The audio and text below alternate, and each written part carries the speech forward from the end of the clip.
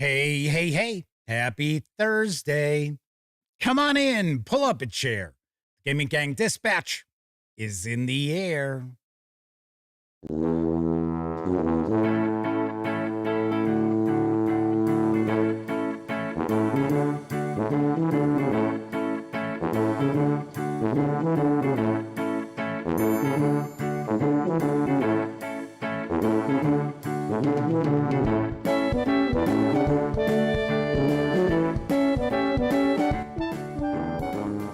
Howdy, gang, and welcome once again to the Duct Tape Studios. I'm Jeff McAleer, your host here at the Gaming Gang Dispatch, brought to you by, interestingly enough, thegaminggang.com, of which I happen to be the founder and editor-in-chief. So welcome aboard, everyone. Tonight is Thursday, October 2nd, 2025. This is live show 1244. If you're not overly familiar with the Dispatch, well, let me tell you, it's super casual around here. We just hang out talking about the latest in tabletop role-playing game news, mainly. And then we'll take a look at a game, usually a tabletop role-playing game release. Now, that doesn't mean we don't cover board games from time to time, but we do skew more towards role-playing games these days. Now, tonight, we're going to dive on in. We're going to take a first look at the Warhammer 40k roleplay Imperium Maledictum Inquisition GM's Guide from my friends over at Cubicle 7 Games. So that is what we're going to be taking a peek at tonight. Should mention, if you are tuning in to check out this first look, we always tackle the tabletop gaming news first. So it's probably going to be about 40 minutes or so before we get on into that first look. So if you're watching live, just kick back, relax, enjoy yourself. We'll get to it. Don't worry. If you happen to be watching after the stream has ended, possibly even on Memorex, there will be timestamps, so you can jump past the tabletop role-playing game news if you would like. And of course, depending on the device you might be watching this on, the timestamps might actually be right there in the timeline of the video, as well as in the show notes, too. And of course, when you're not watching videos on the Gaming Gang channel, be sure to visit thegaminggang.com for all latest in tabletop gaming news, reviews, and a whole lot more you are not going to find here on YouTube. You know the drill. Get your geek on at thegaminggang.com. And of course, because this is a live stream, there is chat available. You must be a subscriber to the channel for at least an hour before you can take part in chat. So if you check that box and you've been a subscriber for at least 60 minutes, you want to say howdy, maybe get a question, a comment, by all means, chime in. I will do my absolute best to respond. First out the gate tonight, it is our good friend, the Madman, followed by Semper Buffo, Kevin King, Sean O'Donnell, Testy Trekkie, Max Pocalypse, Roger Perdome, and the lovely and talented Miss Sarah D. So we've got our two chat moderators, the Madman and Sarah D, with us tonight. Madman said they had a bad headache last night, so they had to catch yesterday's show on Memorex. Yeah, I bet you it was that Tigers Guardians game. Gave me a headache, too. I'll be the first to admit. Hang on, let me take a look at something here.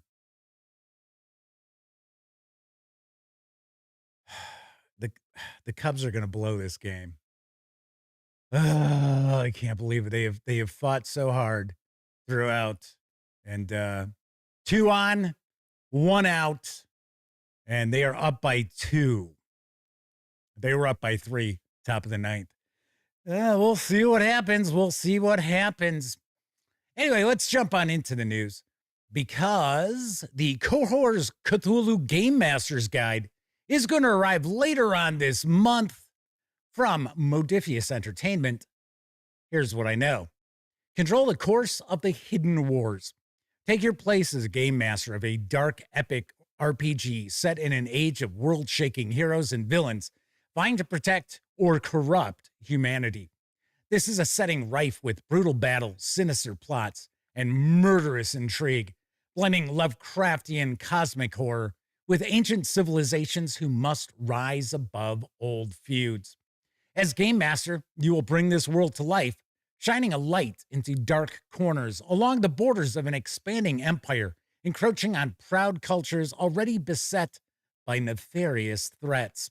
The supernatural wars are instigated and controlled by secretive cabals. The most powerful of these are led by quasi-immortal beings who have turned to dark magic, poorly understood relics, and unholy pacts to extend their lifespans. This includes the last remnants of fallen Atlantis, whose shadow spreads wide. Some of these groups are largely benevolent, if pragmatic and sometimes cruel, seeking to safeguard humanity against its greatest foes. Others are fully devoted to the outer gods and would see the world burn. Will your players rise to become great legends, or, like so many others, fall to the corruptive temptations offered by mythos gods? Their fates are in your hands. The 272-page Cohorts Cthulhu Game Master's Guide provides dedicated advice on the art of game mastering within Cohorts Cthulhu, including detailed information on the factions at play, including the history of the Hidden Wars, and a guide to the frontier town of Lorium, which serves as an ideal place for heroic PCs of all backgrounds to assemble. Perspectives on the mindset of the ancient era and how this can inform your own games, including an examination of the gods and divine pantheons of the ancient world. Lore and rules systems that generate artifacts of legend, including those built by the fallen Atlanteans, the vanished Hyperboreans, and the lurking mythos cults. Description of the magic tomes and grimoires, with 4 complete spellbooks covering Mormo, Nyarlathotep, Cthulhu, and Yog-Sothoth. A repository of profiles for adversaries, including potent and dangerous mortals, as well as many monstrous mythos creatures. Special advancement options to create Void Forged, the most experienced PCs who have shouldered difficult burdens in exchange for great power. There's a detailed plot generator to help generate NPCs, hooks, plot concepts, antagonists, themes, goals, objectives, artifacts, locations, and more. This 274-page hardcover with PDF will carry an MSRP of $60. It arrives in stores on October 17th. The PDF is available right now over at DriveThruRPG for $27. I have to say, I am intrigued by Cohorts Cthulhu. Hold on one moment here. So, all right. Good thing I wrapped up that news piece. Anywho, so of course, you know, I'm here in the Duct Tape Studios, right? I think everybody's figured it out by now. It's the basement, right? And it's not even a finished basement. Although you really can't tell from behind me. So all of a sudden I start hearing somebody like banging their feet on the floor above me. That was my dad to let me know that the Cubs had won. They held on and won. Oh boy, oh boy, oh boy, oh boy. Nice, sweet. So we've got the Tigers, which are a good friend of the show. The Madman is a big fan of. And we got the Cubs. So Chris Lundgren says the Cubs beat the Padres today. Yes, they just did. They just wrapped it up moments ago. So now I don't have to keep going peeking at another browser window. What's going on? What's 2 on? Only 1 out. Oh, crap, man. Oh, they're only up by 2 runs. Home run puts the Padres ahead. Hey, what can I tell you? I've been a Cubs fan forever. We know what normally happens. Cubs blow it. It's how it works. Except for the one, you know, they won the World Series, which I never thought I would live to see. Anyway, let's get back to Cohorts Cthulhu, because this does look really interesting. And I thought it was kind of funny. So we've got the Achtung Cthulhu, which is the Secret Wars, and Cohor's Cthulhu is the Hidden Wars.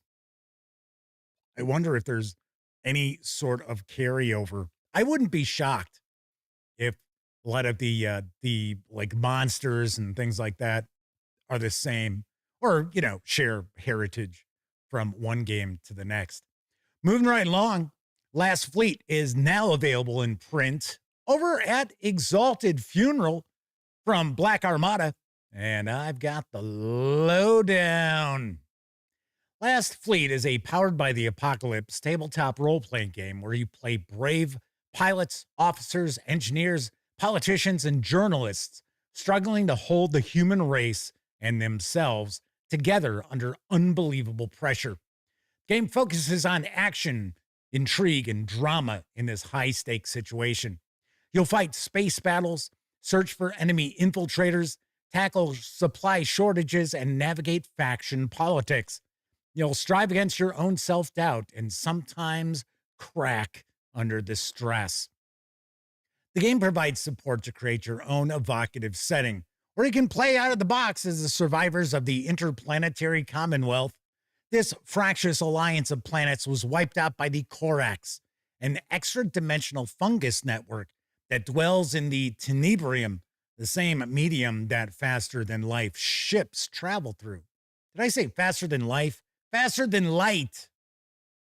Should have just said FTL. Ships travel through. The Corax attack through spatial rifts, launching spore ships to harry the fleet. Victims are paralyzed and have their genetic and neural patterns harvested. Everything you know, the Corax now know. And worse, your former friends may see you again, reincarnated as a Corax avatar. Wow, this is really skewing Battlestar Galactica, isn't it? Certainly is to me. The playbooks each represent a particular personality, approach, or set of issues you want to explore. There are 12, and they are built on the Zodiac.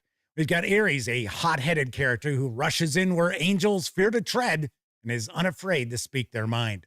Taurus, a tough, selfless, and principled character who does what's needed no matter how much punishment is thrown at them.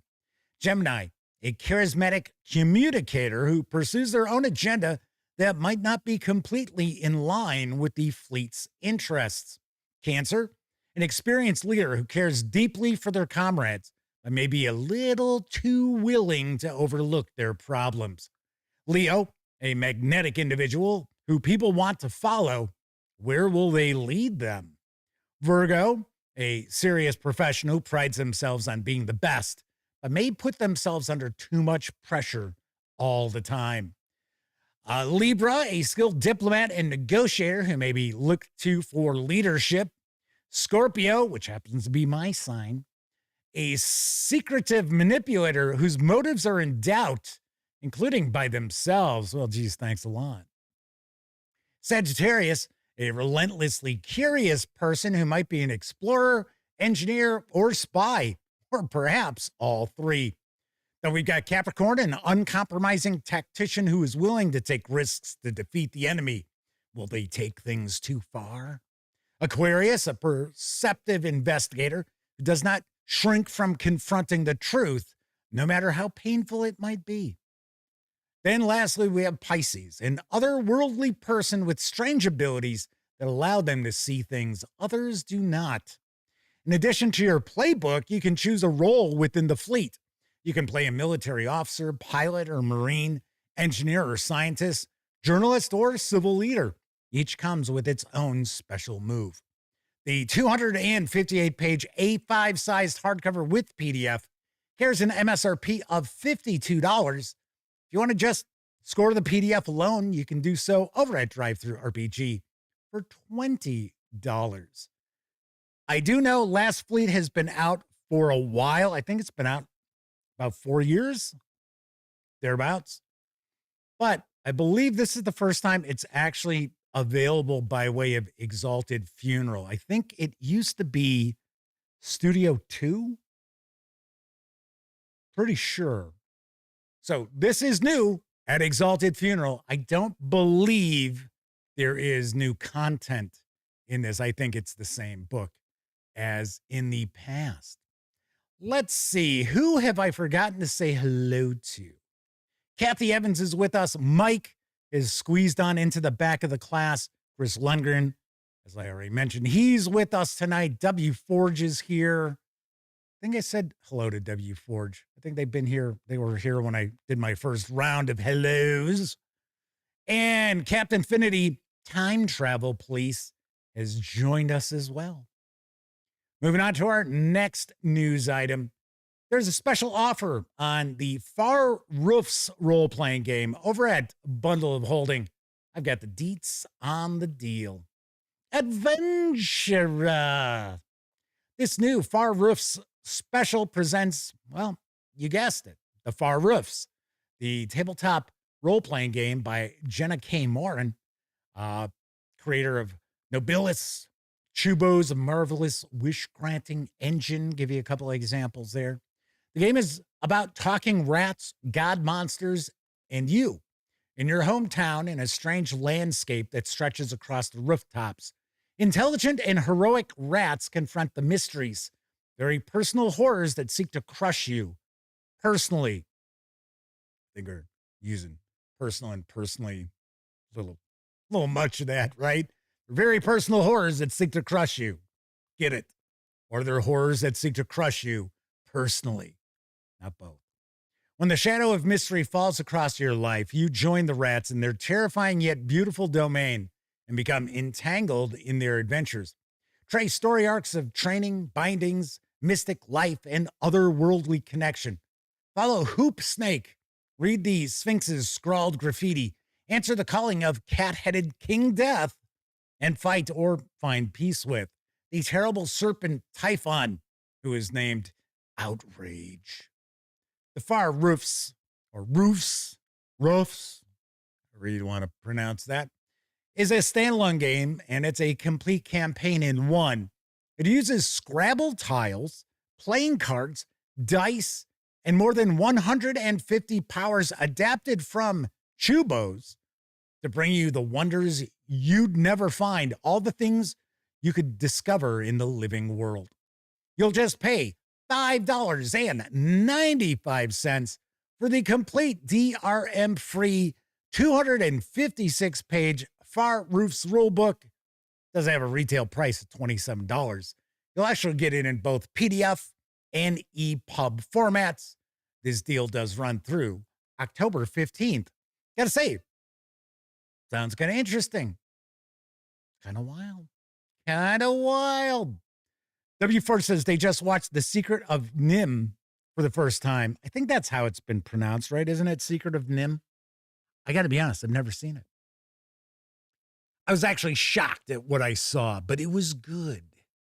Just like, funny enough, if we're talking about animated films that some people are kind of surprised by, Sword in the Stone.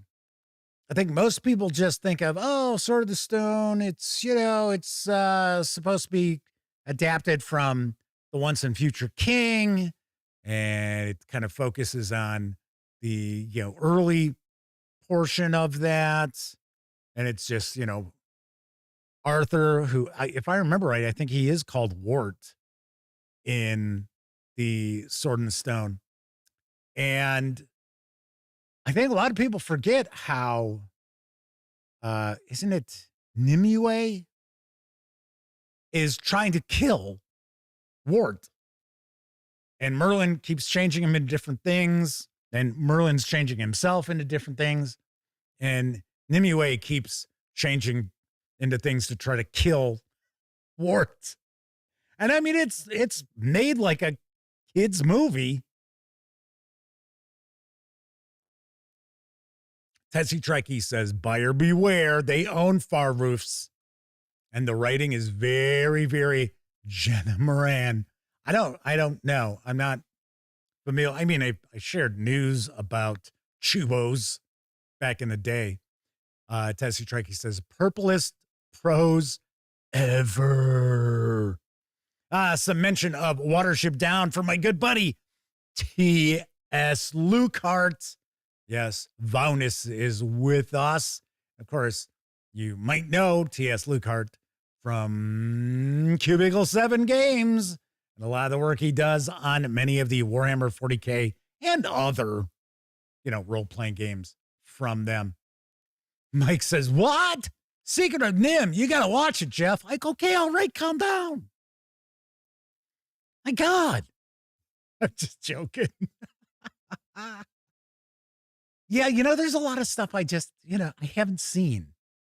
There's a lot of stuff I have seen that I will guarantee the vast majority of you watching have not. Because I've got kind of oddball taste. I really do. Chris Lundgren says their favorite Disney fantasy movie is The Black Cauldron. Another film I have not seen. How about that? How's about that? On our next news piece. Our Talsorian Games has launched a Kickstarter to fund the new Shadowscar role-playing game core rulebook. Here's the scoop. Sinister monsters lurk in the shadows, manipulating the many worlds of the multiverse we know as the Mosaic. Their goal is simple: to resurrect the fallen goddess of death, Izanami, and tear down the fabric of reality itself. But luckily, there's one group of people standing in their way. The Shadowscar Agency is a group of secret agents trained in ninjutsu by ancient clans of shinobi and sent out into the Mosaic to foil the yokai's plans. You are one of these agents. Welcome to the many worlds of Shadowscar. From the makers of Cyberpunk Red and the Witcher tabletop role-playing game comes Shadowscar, a new role-playing game of intrigue and action across a multiverse of worlds. Delve into the secret world of the Shadowscar Agency as a ninjutsu agent, waging a shadow war against the monstrous Japanese yokai. With the initiative and easy-learn Mosaic system, new players can jump in and play quickly. Infiltration and stealth are your greatest weapons. As a Shadowscar agent, you'll need to outmaneuver your enemy's night vision, keen hearing, and other senses to successfully assassinate your targets. There is a short Kickstarter video. It's about 2.5 minutes long, and it is hosted by Cody Pondsmith, the creator of Shadowscar. So let's give it a peek. You come closer, my child. The Scorch Basin is savage and unforgiving. Hear me now. There is no honor in survival. When you get there, drive fast, have no mercy, and you must find the mysterious crystal. It will shape the future of the world as we know it. The enclosed basin is a stunning hellscape, bursting with 6 desert terrains and 12 key locations, ranging from an extravagantly corrupt fortress down to a humble warrior village. Within this tome, you will find a number of detailed battle maps to ensure you don't get lost like I once did. As you travel, the chaotic collisions of the 5 hostile tribes are simply unavoidable. The brutal Skara value strength, combat, and community above all else. Unruly riders live only for themselves through the insane speeds of their bashers. The nomadic unsettled wield a strange but powerful magic used to bring natural balance. Isolated, the Kai dynasty redefines corrupt grandeur. Their technologies and social innovation is beyond all the others. Sightless, the Doflok expand their underground citadel, singing out beautiful melodies as they scurry through the darkness. I have crafted extensive dossiers on each of their vibrant cultures, dynamic languages, scrumptious foods, and gripping plot hooks. Use use my notes on 21 key NPCs as guidance as to who might aid. Hey there, so welcome to our Kickstarter and welcome to the show. We're here at Gen Con. We've been showing off the games and having a great time with all of our fans, and we want to sit down and talk a little bit about Shadowscar. So Shadowscar is a game of intrigue and espionage that takes place over a multiverse of worlds. You play ninja agents who are sent out into these worlds to hunt down monsters of Japanese myth and legend before they can cause havoc across the multiverse. Our primary goal of the Kickstarter is to help with printing and distribution to get it out there as fast as possible and as well as possible. The book itself is done and already prepared in PDF, and our plan is the moment this project gets funded, the PDF will go out to everybody who funded it the day of. You'll be able to get your hands on the PDF immediately and start playing, and we'll send out the books after that. The game is designed with a heavy emphasis on stealth and tactics. Unlike a lot of other role-playing games, it keeps stealth at the forefront. You're infiltrating places and assassinating your opponents. Rather than getting into direct combat a lot of times, it's often smarter to sneak up from the shadows and assassinate them using the assassinate action. If you succeed, you kill them outright and remain in stealth. If you fail to do any damage and you are caught out by the enemy. There's a high risk, high reward, but this allows you to stay in stealth and not be caught out quite as often.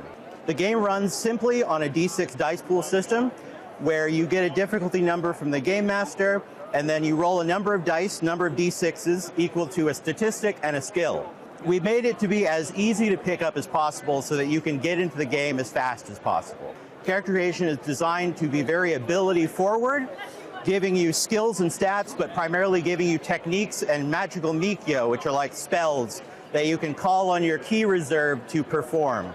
Things like breathing fire, transforming into animals, changing people's minds with mental manipulation, things like that. This is a game that I've been working on for decades at this point. Believe it or not, it started when I was 11 years old. I started this game as a Naruto role-playing game, but of course that didn't pan out. For one thing, I didn't have the license. But we had evolved over the years, and as I grew, it grew, until it eventually became what we see today, this game of leaping across dimensions, hunting down monsters, and really trying to fulfill the ninja fantasy as much as possible.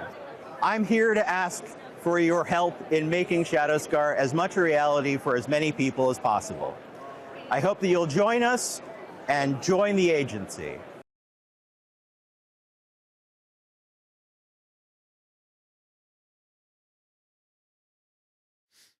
The Kickstarter for Shadowscar's core rulebook funded today. You can reserve a copy of the 292-page hardcover with PDF for a $49 pledge. You can secure just the PDF alone if you'd like for a $19 pledge through November 1st. Expected fulfillment on the PDF is actually next month, with the physical book to follow in April 2026. Gotta say, looks kind of interesting. It almost looks like everything in the kitchen sink, but usually when there's like a multiverse, it's kind of what happens. And yes, I forgot to swap out the videos. I knew there was something I was missing before the stream went live. As I mentioned previously, I was following the Cubs. All right, so you got to see a little bit of the Kickstarter video for Scorched Basin, but you got to see Shadowscar. So I should also mention that there is a physical starter set that is part of the Kickstarter. The PDF for the starter set's actually been out for a while. It's been out for about a year, I want to say. And I did share news of it back when it came out. Lord Cost 2000 has joined us in chat, as has Age of Adventure. Hopefully I've said hello to everybody. Oh, I do think Wallona's Cave I may have not said hello to them. Tessie Trekkie says they're a big company doing the Kickstarter the right way. PDF is laid out and done so you can get it straight away. All right, come on. Do you honestly think our Talsorian Games is a big company? They've got like 5 employees. I think a lot of people would be very surprised to find out how few employees these various different role-playing game publishers employ. Maybe Vaunus can vouch for that for us. Yes, good old T.S. Lucart from Cubicle 7 Games. But yeah, like full-time employees, not a whole heck of a lot. All right, let's move on to our final news piece. Now available for Scion 2nd edition is Rock Gods and Road Trips. I've got the latest from Onyx Path Publishing.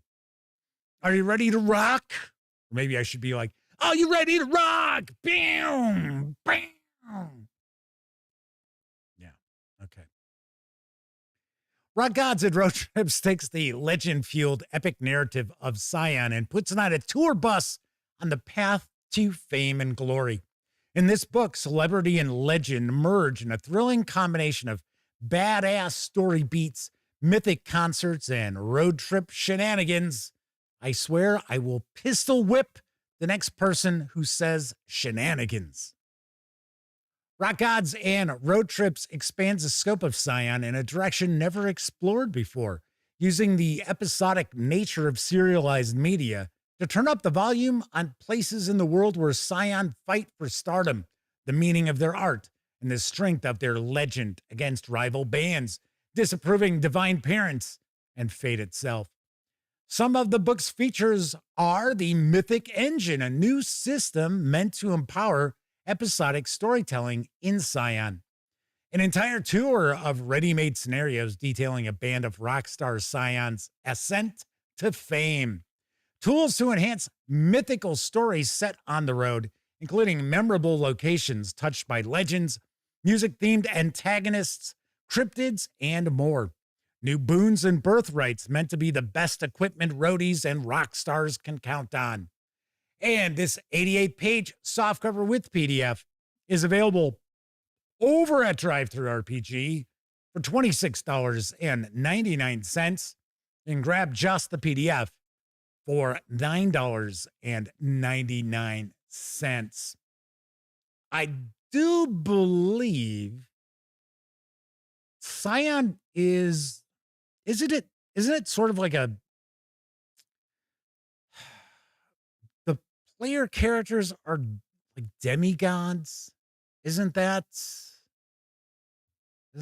how it's presented? I'm not overly familiar with the role-playing game. I have shared news pieces before, including when the 2nd edition of Scion came out. For some strange reason, I think it's almost like a godlike superheroes kind of role-playing game. I don't know. But this sounds kind of cool. Kind of cool. If you're looking for a rock and roll themed sort of RPG, it does seem like this is being designed to almost be kind of a standalone expansion because it's utilizing some new mechanics that are not part of the normal Scion 2nd edition experience. Well, there you go. And yes, so we do have people picking up on the Super Troopers reference. Meow. So TS says most companies average 4 and lots of freelancers. Yeah, that's what you tend to see, a lot of freelancers. Just like TS pointed out that Cubicle 7 Games has 22 employees. That's pretty close to what Wizards of the Coast employs for Dungeons and Dragons. No, people are thinking, oh man, no way. There's like hundreds of, no, there's not. I think they've actually brought in more than they had. Well, maybe not, because they did cut people right before last Christmas, so maybe not. Yes. There you go. There you go. So yes. So as far as our Talsorian Games, it's Lisa and Mike Pondsmith and Cody. And there's also, gosh, trying to remember the guy's name. He's like their PR guy, but he kind of goes by like first name, initial. But if I remember correctly, so I think they've got like 4, maybe 5 employees. And then of course, yeah, once again, you got your freelancers out there. All righty. So yes, it's Demigods Verging onto Gods as far as Scion 2nd edition. Very nice. So that is it for the news tonight. Of course, I did mention DriveThruRPG a few times. Don't forget, the Gaming Gang, thus the Dispatch, are affiliated with the One Bookshelf site. I should say is affiliated with the One Bookshelf sites. So if you're going to visit, say, I don't know, DriveThruRPG, Storyteller's Vault, Wargame Vault, Dungeon Masters Guild, stop by thegaminggang.com. First, click on one of our banner ads. That way, if you happen to make a purchase, I get a small portion of that sale. And all those nickels, dimes, and quarters really do go a long way helping keep thegaminggang.com around. Also, if you happen to like the Gaming Gang and want to support the outlet, you've got a couple of other ways to do so too. First, you can make a one-time donation by way of PayPal. Hell, you can buy me a 2-liter bottle of soda.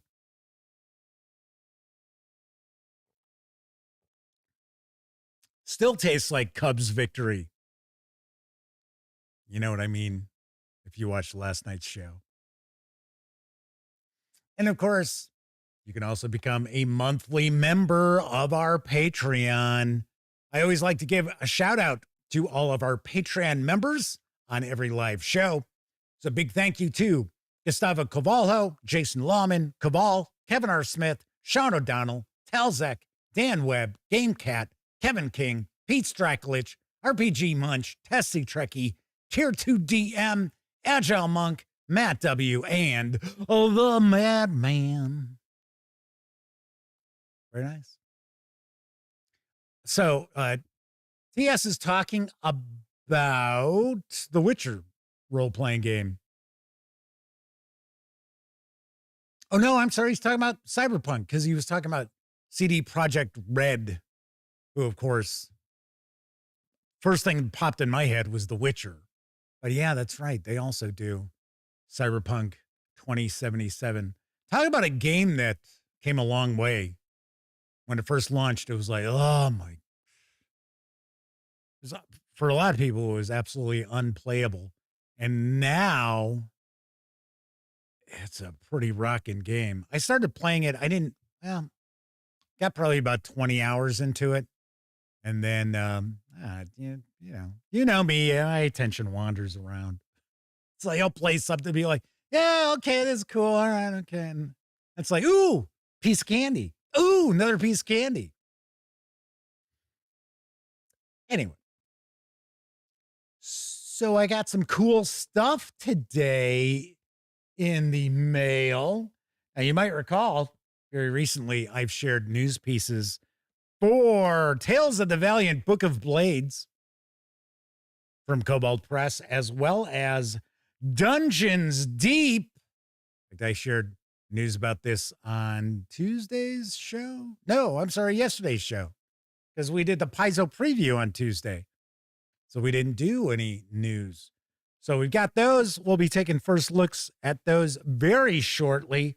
And then from Broken Rat Games, I received Fantasy Gits, Space Gits, and we're going to actually take a look at this first because it's October.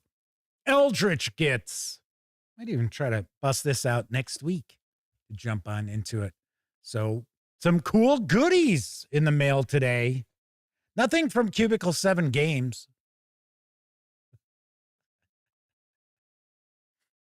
All right, so we are going to dive on in. We're going to take a look at Warhammer 40k Roleplay Imperium Maledictum Inquisition GM's Guide in a few minutes. First thing I want to mention is how, I don't understand publishers. Not all of them, but some of them. And what I mean is that I share like a video first look, like we've got tonight, right? Or I share a review of something and the publisher, and I'm not talking about, we already know Paizo Inc. There's like one person that they will on occasion actually repost something that they've done regarding Paizo Inc. So I'm not talking about Paizo because it's just, I'm talking about companies that are smaller than that, far smaller than Paizo, probably with 4 employees, like TS was mentioning. And they just can't be bothered to share it on social media. I just don't get it. And they have social media accounts and they sit there and they spend nothing but time promoting their stuff. We've talked about this before with marketing people and how most marketing people in the game industry are absolutely clueless because they really don't understand marketing.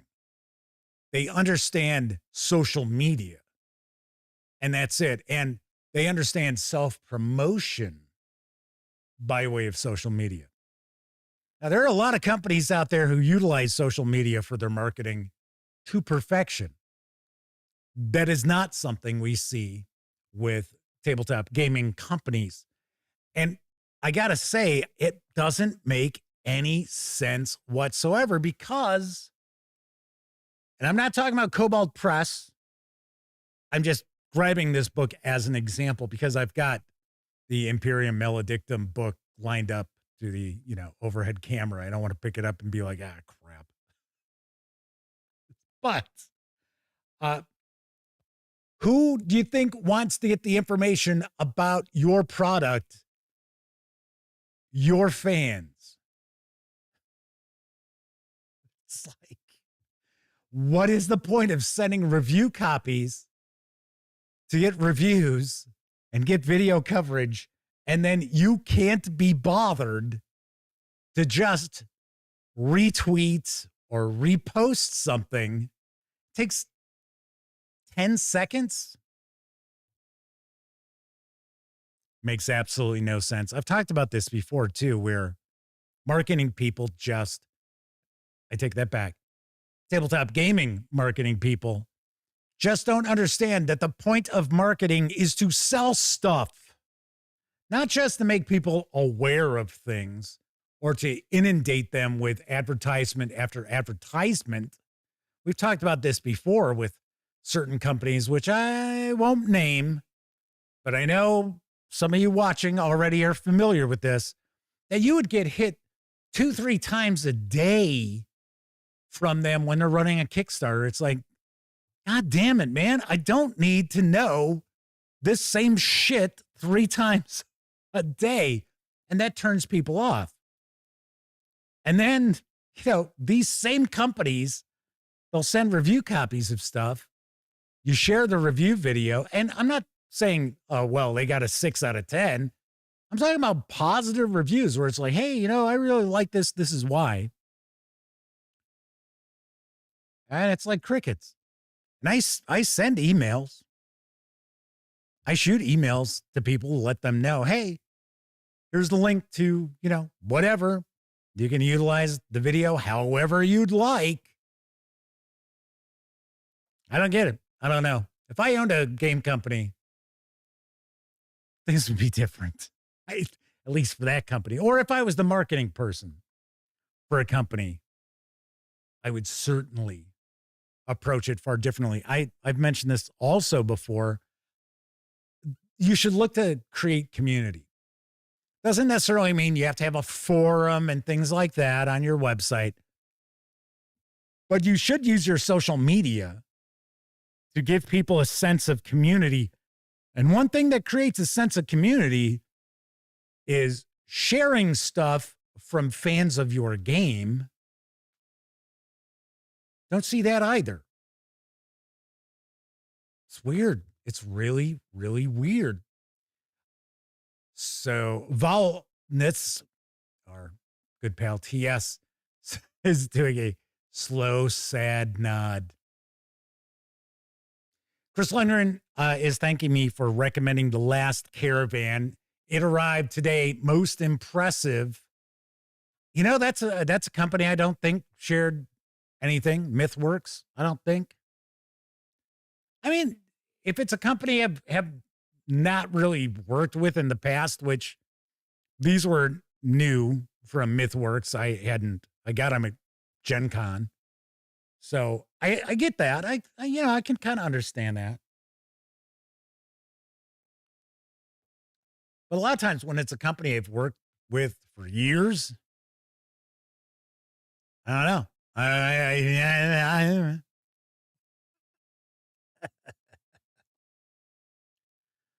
Chardell says, you got people being mad at too much Pedro Pascal news, so publishers shouldn't be too shocked that they can overdo it too. There have been some companies that I was part of their like newsletters that I unsubscribed to because it was like, oh, for God's sake. Max Apocalypse says, tabletop role-playing game marketers are too busy searching for other jobs. Yep. Yes, that is very true. And I know it's just going to make some folks out there cry. I'd say the majority of people who handle the marketing, PR, whatever for tabletop gaming companies, board games, role-playing games, what have you, they are not gamers. They don't play them. They don't play. It's just, yeah, okay. I was able to con my way into this job because I told people, oh, well, check out my account on X. Look at my Facebook page. They're like, ooh. Max Apocalypse says, resume builders. Yes. Yeah, and we see that with a lot of people in the game industry. They're just, well, and I'm not saying that employees need to be loyal to their employer because we've seen the changes within that relationship over the past couple of decades. How it's become, it's like if they could get a chimpanzee to do the job and pay them less, they certainly would. But yeah, it's, that's why we talk about how you'll suddenly have a company that I've been covering. We hear nothing. It's like, wow, I've been sharing news from them. I did some reviews in that. And then all of a sudden it's like, I don't see anything from them. That's because their marketing person moved on. Talked about it before. And they just bounce around from company to company. There is a person out there, I'm not going to name their name. But to my knowledge, she has worked for 7 gaming companies in about 3.5 years. And I don't know about you folks out there, but if I were an employer and I saw somebody has been with 7 employers over, 40 months or so, I don't know how quick I would be to bring them on board because I would think, okay, well, you're just going to use us as a springboard to something else. But like I said, I don't blame people for trying to, improve themselves, better their position. And, if it means just moving on quickly from someplace, so be it. All right, Reading Aid has joined us in chat. Max Apocalypse says, like coders, developers, when I was briefly in a New York City tech bubble arena as a tech writer. Oh, yeah. I mean, there's all different jobs out there and various different careers, that it's like this, where it's just like, okay, well, this is a stopover. This is another, notch on my belt because I'm aiming for a certain thing. Like I said, I get it. All righty. So tonight we're going to be taking a look at the Warhammer 40k Roleplay Imperium Maledictum Inquisition's GM Guide. Well, that just rolls right off the tongue, don't it? From Cubicle 7 Games. But first, I think it's time for us to take a peek at a brief intermission. It's intermission time, folks. Time out for a delicious snack in our sparkling refreshment building. Every item a fresh, appetizing taste treat. Here's a good idea for Halloween. Wrigley's gum. My kids love it, and it's the treat I approve of. That's because I know Wrigley's spearmint, double mint, juicy fruit, or big red gum is a wholesome treat for kids. It won't spoil their appetites. Each stick is neatly wrapped, ready to hand out, and there's great value in a variety of package sizes. I like this new 50-stick bag. Wrigley's gum is the best idea for Halloween. Get the wholesome Halloween treat kids love. Wrigley's gum. Here's news. A book of Halloween gift certificates at Burger King. 20 certificates in all. Each one good for regular-sized French fries. The book is just $1 at any participating Burger King. This Halloween, give Burger King French fry certificates to every goblin on the block. They're a neat treat. Good during November for all kids 12 and younger. Remember, the book of 20 Halloween gift certificates is just $1. They're America's Burger King.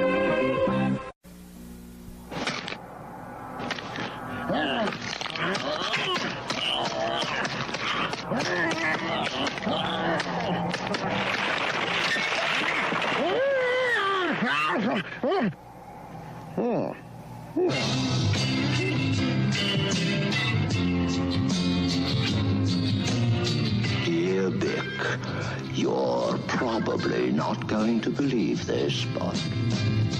Buddy's heading for Woolworth and Woolco to get set for Halloween. There's costumes of TV favorites like Wonder Woman and the Hulk. There's popular characters from Star Wars. And there's superheroes like Spider-Man, Batman, Superman, and many more at bare bones prices. $2.38 to $4.17. And there's Spook Sticks, Face Pops, Hallowitches, wrapped candy of every kind, all at the favorite Halloween haunts. Woolworth and Woolco. Did you drink your Wilkins coffee this morning? Of course not. Okay. That boy's got a long way to go.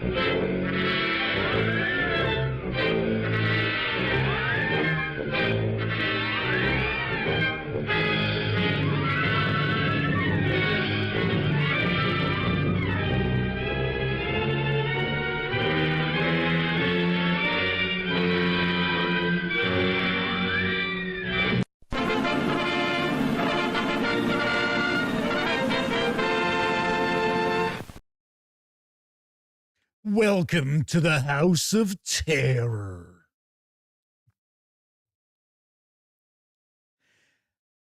I don't get that spook show because you would think, okay, the spook show is probably for kids, but then they make it out where it's like, oh my God, do not bring children to this.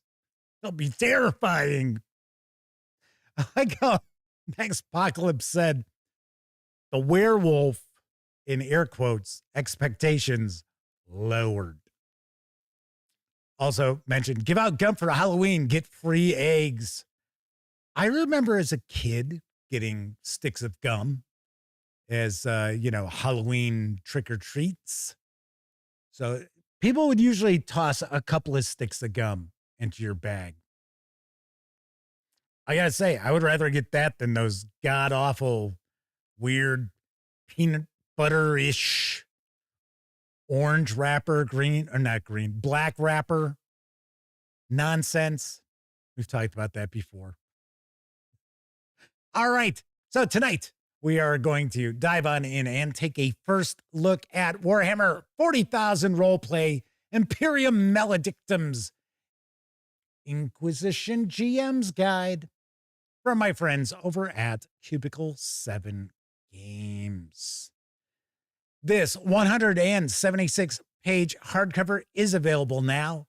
You can get it with PDF if you order from Cubicle 7 Games for an MSRP of $44.99. If you want to get just the PDF, you can do so over at DriveThruRPG for $22.99. All right, let's swing on over to the other camera because here I've got the Inquisition GM's Guide. And something has knocked this out of focus. All right, that's better. Hell, that's the first time I've seen that happen. That was kind of weird. All righty then. Couple of things to mention before we jump on in. First of all, my friends over at Cubicle 7 Games did provide me with this review copy. Neither I nor anyone else affiliated with the gaming gang has received any other sort of compensation for me to share this first look with you, except for that check that TS sent me and it cleared, so we're all good. Nah. I never do that. We're also not going to look at each and every page of the book, but I do want to give you a really good feel what you're going to find inside. TS says it's the book's blatant corruption. Yeah, through the focus off. All right, let's take a look at the back here. You might recall we recently looked at the player's guide for Imperium Maledictum Inquisition. The Macarian sector burns, and the heresies Macaria are in motion. Inquisitor Lord, here we go. Get ready, because I am going to mispronounce a ton of Warhammer 40k stuff. Hieronymo Drake is dead. Much like the sector itself, the Macarian Inquisition is in disarray. But one Inquisitor has risen to the challenge of uniting them in conclave. Beyond the countless heretics, demonic influences, and foul xenos lurk a threat that, left unchecked, could consume the whole sector. Can the conclave's inquisitors and acolytes put their shadow wars aside and work together to purge this threat before it engulfs the Imperium? The Inquisition guides bring the holy orders of the Emperor's Inquisition to life at your gaming table. The second half of a thrilling 2-book set for Warhammer 40,000 Roleplay Imperium Maledictum, the Inquisition GM's Guide gives you all the tools and content you need to craft unforgettable and perilous investigations for your players and their acolytes. I should point out, if you are a player and your game master has picked this up, or maybe they're planning on picking this up, we might have some spoilers ahead of us here. So you've been warned. First thing we'll do, take a peek at the credits page. A lot of folks work very hard on this, so let's give credit where credit is due.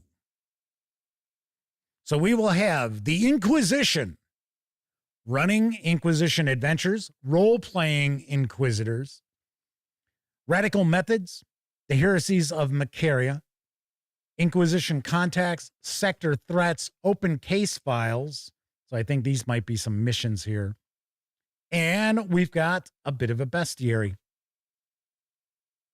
The Inquisition is the Imperium's most terrifying and secretive organization. They exist beneath the surface of ordinary imperial society, subtly influencing the everyday lives of citizens in the public consciousness, and yet they wield the ultimate authority across all walks of life.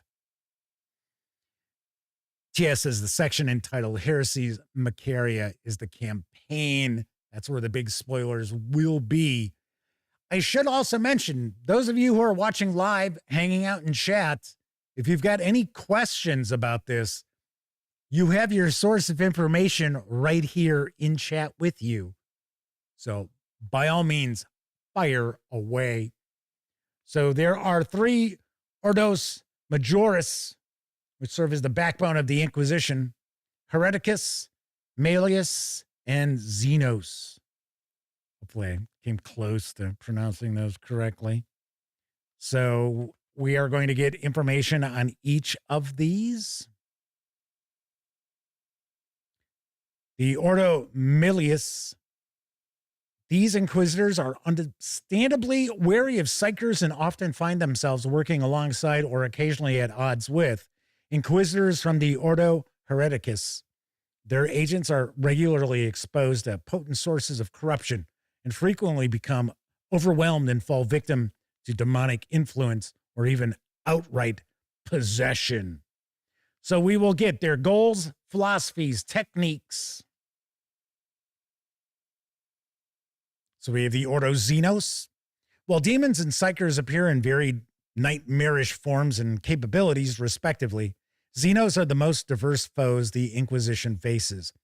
Xenos species range from the brutal orcs to the technologically advanced Tau, from the flesh-eating Tyranids to the mysterious Eldari, and many more species barely understood or undiscovered across the galaxy. On the one hand, this means that the Inquisitors of the Ordo Xenos aim to be ready for anything. On the other hand, it means that most Inquisitors specialize in one Xenos species for most of their accursed careers. So how did you enjoy the job? Oh, it was an accursed career. Did we miss one? Yes, we did. The Ordo Hereticus. There are more Ordo Hereticus Inquisitors throughout the Imperium than any other Ordo. Where the reputation of these Inquisitors precedes them, they inspire fear and awe more than any other. Citizens call them witch hunters, and the stories whispered about them have created a fearsome reputation. Some Inquisitors play into this reputation to ensure honesty and compliance with those they encounter. Oh, you mean like the witch hunter general? I bet you that would be kind of cool as a game master to maybe play someone from that Ordo, an NPC, I should say, who kind of butts heads with the players. Sean O'Donnell's asking, when do we get to the word cunning? I don't know. We might not see that. We may not see it. So we're going to get a little more information about the Macarian sector. And the different planets, looks like.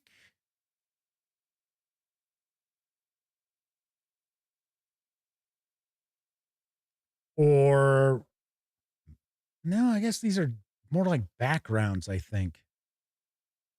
The secretive Plutonians are radicals who seek to harness demonic possession in order to create formidable demon hunters. They do not undergo possession themselves, but work closely with the exorcists, an Adeptus Astaris chapter who specializes in fighting demons, implanting and removing these demons to strengthen themselves, and harnessing any forbidden knowledge they may leave behind in the formerly possessed mind. Show notes. Wait, these people don't know about Hammer Time? Ah, there we go. TS says, these are Inquisition philosophies. There we go. I believe we're getting a little bit of history here. Okay, running Inquisition adventures. Every imperial institution exudes fear as a measure of control and authority, some more underhanded than others. The Imperial Fleet, Astra Militarum, and Adeptus Astaris wield the fear of raw military might. The Adeptus Administratum, brandishes regulations, procedures, and weaponized bureaucracy to oppress those outside their inner circles. The Adeptus Ministorum and Adeptus Mechanicus preach fears of countless unknowns and depravities, offering a lonely beacon of purity or righteousness as succor. In their grim ways, the Imperium itself is a bastion built upon terror.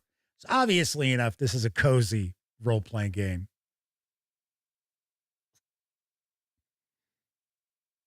So looks like we are going to get a breakdown of, I don't know.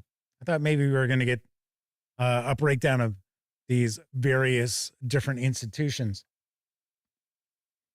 Okay. Moving right along. So this is running Inquisition adventures, giving us a breakdown of planning your campaign, how you structure, railroading. God forbid. I say it all the time, especially if you run Call of Cthulhu, you have to resort to railroading. You try to play it off like it's not railroading. But most Call of Cthulhu adventures, even though you might have some branching paths, they do tend to be pretty linear. And I know a lot of gamers out there, they're like, oh, railroading is a terrible thing. Not if the players don't really feel like they're being forced into going in a certain direction, regardless of what decisions they've made.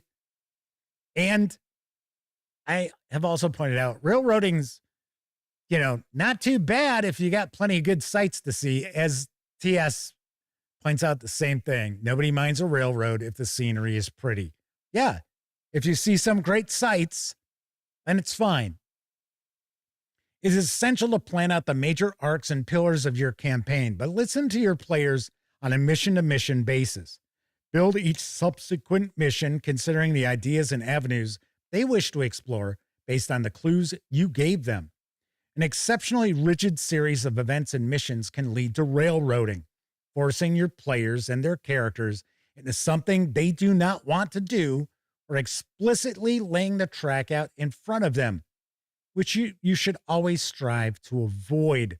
Remember, your job as a game master is to facilitate the stories your players create due to the stage you set up for them to play on and generate consequences for their actions, both for their characters, the setting, and the cast of NPCs involved. So we no doubt probably have some information about active tests, passive tests, downtime, psychic powers, signs of chaos with the marks of chaos. Each of the 4 chaos gods is represented by a distinctive mark, a unique glyph whose origins and peculiarities of design are entirely cryptic. A 5th mark, a glyph representing the undivided ideology of chaos itself, also exists, the form of an 8-pointed star, thought to represent chaos's many paths and possibilities. And of course, that 8-pointed star comes from Michael Moorcock's Elric. Signs of Xenos. Going to get into the different sorts of Xenos. Duty and ambition. Inquisitors are individualistic people with powerful personalities that defy true categorization. Those who share the same ordo should not be painted with the same broad brush. 2 major and often opposing principles guide an inquisit. See, I was doing so well. And then all of a sudden I did. I just decided I was going to speak Plutonian. Guess nobody else caught it.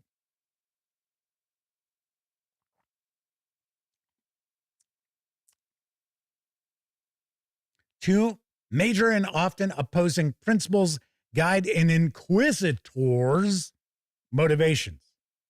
First, the duties demanded of them by the holy orders. Second, by the ambition of their philosophy. Through these principles combined, each inquisitor forms their definitive and personal understanding of how best to serve and preserve the Imperium. Briefings, debriefings. Ooh, are we getting some new patrons? Yes, we are. Cassina Beck is a member of the Ordos Hereticus. Inquisitor Cassina Beck has carved herself a reputation within the Macarian Inquisition as the sector's foremost expert on psychers and witchcraft. So we got a few of those. I would say one of the things about Imperium Maledictum that stands out, it's different from other role-playing games, is that the player characters have a patron. But they work together with the game master to build that patron. So it's not simply the GM saying, okay, well, here's the person who hands out the missions to you and things like that. I thought that was pretty cool. I thought that was very cool. So we're getting into radical methods, possession and exorcism. Now keep in mind, I am skipping pages here. Exorcising demons. So here's the Heresies Macaria, which TS has pointed out is kind of the campaign. So spoilers ahead. Inquisitor Lord, here, this is what throws me off. Hieronymo, that's how I would think it's pronounced. Almost like Geronimo. Inquisitor Lord Hieronymo Drake is dead. Before the veil of the Noctis Eterna lifted from, jeez, here we go. Yeah. You ever notice, we talk about this all the time, how many role-playing games just sit there and, you know, the authors are like, yeah, I'm going to throw that name together. Like, how often do you think they actually said it out loud? Never. Like, oh, yeah, oh, sure, this, Belnut should, cut off from the rest of the sector, Drake and his forces fought on the planet's surface. To his horror, the Inquisitor realized he had underestimated the enemy's strength. Where Drake expected an entrenched cult, he found a company of heretic Astartes anointing a Noctilth crown with the blood of fools who had rallied to their heretical banner. The foul traders called forth endless scores of demons from the warp, threatening to provide the ruinous powers with a foothold at the heart of the sector. Ultimately, the Inquisitor Lord had no choice but to order an exterminatus of the planet while remaining trapped on the surface. Without their sacrifice, the Cytheris subsector and the rest of the Macarian sector would be lost. Tessie Drake says, every Inquisitor starts Puritan, becomes radical, and ends heretical. Anything else means they've died before their time. Well, very, very good point. We got some major plot lines. The interrogator elevated, excommunicate Tritoris, and Inquisitor Lord ascends. It's like we've got some missions here, some operations. As you can see, artwork throughout, but it isn't as if the artwork is essentially, cutting down on the amount of content that you've got. So we have different conclaves. This must be for the new Inquisitor Lord, I would guess. So there are 6, maybe more. Yep, 7. For each conclave, we will get the important movers and shakers, the intrigues, operation, and the outcome. And then we get an epilogue. So we have 7 conclaves and the epilogue. It's like we've got Inquisition contacts. So some new NPCs. So we've got an Imperial cultist, an art dealer, an astropath, a stranded explorator, Company of the Twisted Sickle.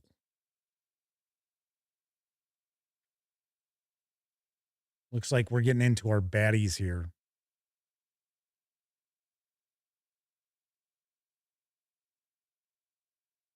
It's Momas, the Murmurer. I wouldn't think it was Mama's. Hey, you know, Mama's a murmurer here. Yes, it is the bad guys, the big bads. The Reaper.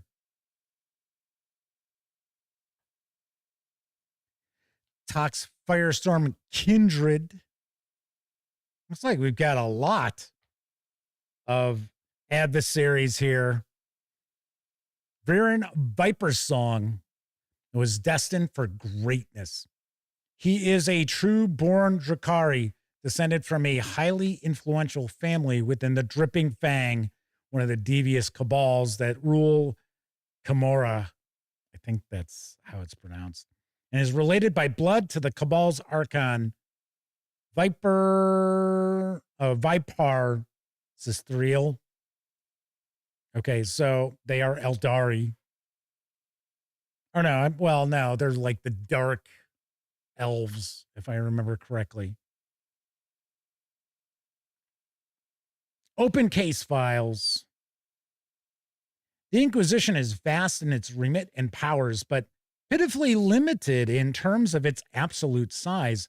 Very few individuals have the strength of will to take on the mantle of Inquisitor, and every day, many more threats to the Imperium arise than the Inquisition could hope to address. What follows are just a few of these open case files, short adventures that should take a few sessions to complete. These can be used as introductory missions for newly minted acolytes within the Macarian sector, as detours from a more extensive investigation, or as opportunities to allow your characters to explore more of their current locale. Resolving these cases could inspire future stories, missions, and characters within your campaign. TS says the campaign should last a good 8 months or more. So here we've got these. We also have a collection of Imperium Maledictum adventures that came out recently. It's only available in PDF. It's not out in print yet. And you can find that, of course, over at DriveThruRPG. So looks like we got a few more stat blocks for NPCs, or it's our bestiary, essentially. Get our index, and I'll take a guess, an advertisement. Yes, for the Gamemaster screen. Okay, so there you have it. A peek inside Warhammer 40k Roleplay Imperium Maledictum Inquisition GM's Guide from Cubicle 7 Games. Once again, this book is out now. If you order from Cubicle 7 Games, you can receive the PDF absolutely free, which, of course, you get immediately upon placing your order. This does carry an MSRP of $44.99. If you want to just score the PDF alone, you can do so over at DriveThruRPG for $22.99. Nicely done. Very nicely done. So, of course, like I said, I'll be reviewing that in the not too distant future. So what's cooking next week? Well, as I mentioned, because it is October I want to do some spookier stuff. Ooh, spooky kids. That was my spooky voice when I was doing the spooktacular episodes, which, as I pointed out, I don't have time to do the spooktacular this year. So what I am doing is every day I'm sharing on social media. If you follow me on X or Facebook or Blue Sky, I'm sharing links to past episodes of the spooktacular, which is essentially old-time radio shows, which some of them are really good, especially when we get to the thing on the Forble board. It's creepy. It is really creepy. That's going to be down the month, though. That'll be later on in the month. Anyway, so yes, the spooky kids. So next Tuesday, we're going to take a peek at the Old Gods of Appalachia role-playing game core rulebook from Monte Cook Games. Then on Wednesday, we're going to take a look at Dig Your Own Grave for Old Gods of Appalachia. And then I'm pretty sure, unless something shows up, from a publisher I work with all the time, that's kind of a Halloween feel. Week from tonight, we'll take a peek at Eldritch Gits from Broken Rat Games. And this is supposed to be, I do believe, an Eldritch Noir role-playing game. So, like Call Cthulhu Noir. So, I thought that was kind of cool. Sounds good. And obviously, it's got to be Lovecraftian because there's the big C on the cover. TS says Old Gods is great. I'm sharing my review of the Magnus Archive this weekend. I had a lot of stuff, a lot of videos. I also have Sammy's review of the final chapter of the, is it Myth Speaker adventure path for Pathfinder? So that will be up probably tomorrow. I tend to post Sammy's reviews on Fridays, so I will try to get that up on Friday for you guys tomorrow. All right, that is it for this time out. If you're watching live, thank you very much. If you watched live and took part in chat, tip of the cap to you. It is absolutely appreciated because not only do you keep me company, you also keep each other company while I'm sharing the news or paging through a role-playing game book or unboxing a board game. Of course, I know a lot of folks out there, you don't have an opportunity to watch live. Doesn't matter if you're watching live or on Memorex. Thank you kindly for taking time out to watch any of the over 2,300 videos here on the Gaming Gang channel. Of course, when you're not watching videos on the Gaming Gang channel, be sure to visit thegaminggang.com for all latest in tabletop gaming news, reviews, and a whole lot more you are not going to find here on YouTube. You know the drill. Get your geek on at thegaminggang.com. Everybody enjoy the rest of your morning, afternoon, evening, whatever time of day it is in your neck of the woods. If you like the video, give it a quick thumbs up. And of course, subscribe to the channel if you haven't already. And if you do subscribe, don't forget, ring that bell because it's supposed to notify you not only when the Dispatch streams live Tuesday, Wednesday, and Thursday evenings right here on YouTube. It's also supposed to let you know when I share other videos, such as my recent review of the Cypher System Core Rulebook from Monte Cook Games. Thank you very much for watching. Once again, I'm Jeff McAleer, and as always, I certainly hope every one of you gets to enjoy plenty of great gaming with your gang.